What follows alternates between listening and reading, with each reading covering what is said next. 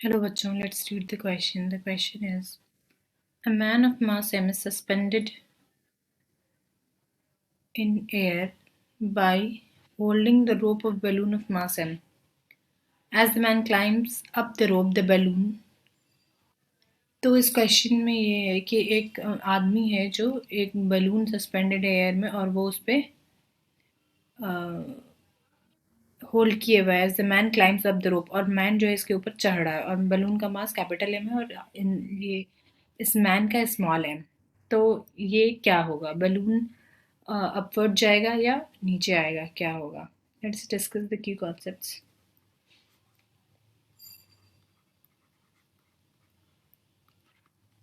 की कॉन्सेप्ट ये है कि if there is no external force, अगर किसी सिस्टम पे कोई एक्सटर्नल फोर्स नहीं है, there is no external force on a system, जैसे यहाँ पे बलून और मैन का सिस्टम है, यहाँ पे कोई एक्सटर्नल फोर्स नहीं है। If there is no external force act on a system, act on a system,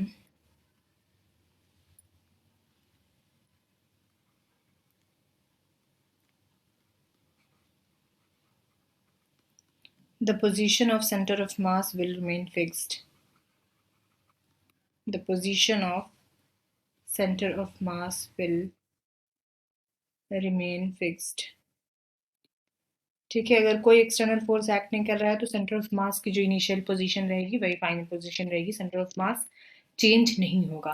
तो अगर हम इस क्वेश्चन में इस पूरे को सिस्टम मान लें, मैन प्लस बैलून अगर सिस्टम है, ठीक है, और man is climbing through the rope up the balloon, ठीक है, और आदमी ये ऊपर चढ़ रहा है, तो ये बलून तो सस्पेंडेड है एयर में, तो इसका कुछ सेंटर ऑफ मास फिक्स्ड है। लेकिन जब ये आदमी जब इसके ऊपर चढ़ रहा है तो इसका जो है ये बलून जो है वो क्या होगा, वो मूव करेगा downward in order to balance the centre of mass, ताकि जो सेंटर ऑफ मास है होल सिस्टम का वो चेंज ना हो, वो फिक्स रहे। इसीलिए जो बलून है वो मूव करेगा downward in order to balance the center of mass. ठीक है, so the correct option will be the 2. I hope you will understand. Thank you.